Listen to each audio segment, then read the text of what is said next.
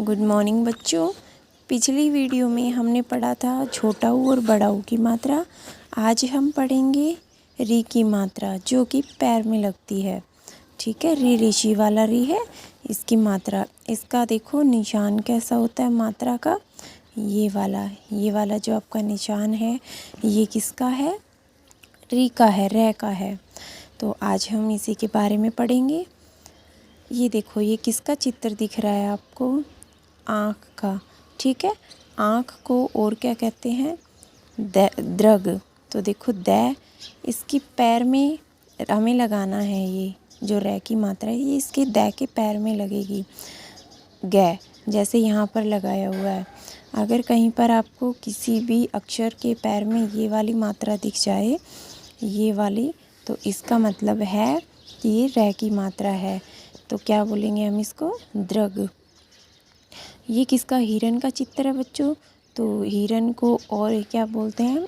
मृग। ठीक है, तो ये मैं के पैर में रे की मात्रा लगाई है और गै है, मृग बन गया। ऐसे ही बच्चों ये राजा है, इसको नृप भी बोलते हैं। ये न के पैर में इस तरह से लगानी है आपको ये मात्रा, ऐसे। ठीक है, और ये पै, तो क्या बन गया ये बच्चों? नृप। अब ये कुछ आपको शब्द दिए गए हैं, इनको आप पढ़ के देखोगे। जैसे मृग, गह के पैर में रे, घृत। ये जो इसके पैर में रे लगेगा इनके, ये एक साथ बोला जाएगा। घृत, मृग। ये क्या है बच्चों?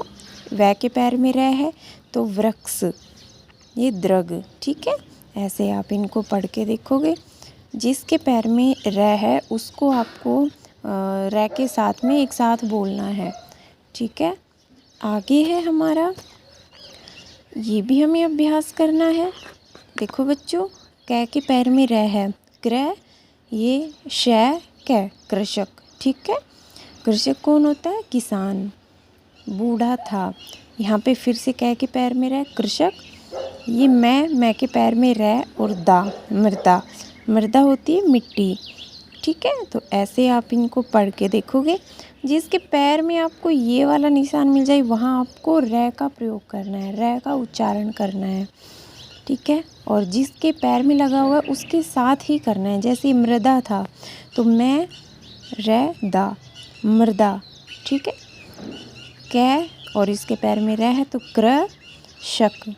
मतलब आपको रे की जो ध्वनि है वो आपको उस अक्षर के साथ में ही निकालनी है। ठीक है, अब आगे आता है बच्चों इसका अभ्यास भाग। तो चित्रों को पहचानकर उनके सही नाम पर निशान लगाना है। जैसे ये आपको किसका चित्र दिख रहा है? देखो, इसने अपने कंधे पर हल रखा हुआ है और ये कौन करता है? किसान ही करता है ये काम। तो यहाँ पर दो ऑप्शन है, दो विकल्प हैं। एक तो कृषक का है, एक नर्प का है। कृषक मीन किसान होगा, नर्प मीन राजा होगा। तो ये राजा तो नहीं लग रहा, किसान है। तो यहाँ पर देखो कृषक के आगे निशान लगा देंगे। आगे देखो, ये कौन दिख रहा है आपको?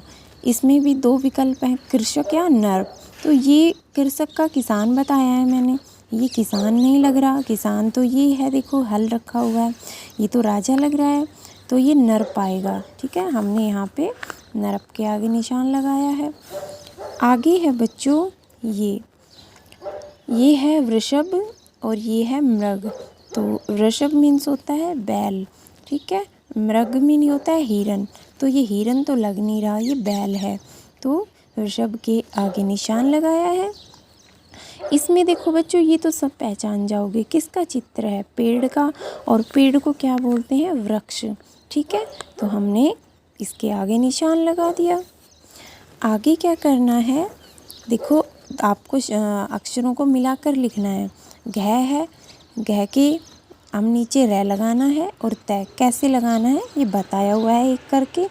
घ के पैर में रे लगाना है हमें, क्योंकि ये जो आप कहोगे घ के साथ में मात्रा नहीं है, ये मात्रा जो इसके बाद लगी हुई है ये घ के ही लगेगी, तय के साथ नहीं लगेगी। ठीक है, अगर तय के साथ कोई मात्रा होती तो वो इसके आगे दी हुई होती, लेकिन यहाँ पर सिर्फ घ के आगे मात्रा दी गई है। इसका मतलब हमें घ के ही पैर में लगानी है। तो यहाँ पर गह के पैर में हमने रै लगा दिया तय, तो कैसे बोलेंगे गह, और इसको हम रै बोलेंगे इस मात्रा को, गह रै त घृत। ठीक है, ये रै की जो ध्वनि मैं फिर बता रही हूँ इसको आपको, जिसके साथ लगाइए ये मात्रा उसके साथ ही बोलना है, उससे अलग नहीं बोलना। अब देखो तय है बच्चों, तय के पैर में लगाओ न, क्या बन गया त्रन। ठीक है, पै के पैर में लगाएंगे, क्या बन गया प्रै। और फिर देखो थ के साथ यहाँ मात्रा है आ की, डंडा लगा हुआ है तो आ की मात्रा है, तो पै के पैर में तो हम यही लगाएंगे और था प्रथा। ठीक है, ये आपका कृपाण बन जाएगा और ये कृषक बन जाएगा। ऐसे ही जो नीचे दिए गए हैं ये आप खुद पढ़ के और इनको बोल के देखोगे। जैसे मृणाल घृत का दीपक जला, घृत मीन्स घी होता है बच्चों। खूब नाच खूब गा, भालू नाच दिखा। ग्रह जगमग कर, ग्रह होता है घर। ठीक है, तो ये आपको पढ़ के देखना है, अभ्यास करना है। आज हमने री की मात्रा पढ़ी है। ठीक है, कि पैर में जो रै की मात्रा लगाते हैं वो कैसे लगाते हैं और कैसे उसका उच्चारण करते हैं। ये जो अभ्यास मैंने करवाया है इसको आप ऐसे ही अपनी किताब में भरोगे और इनका और ज़्यादा अभ्यास करोगे। थैंक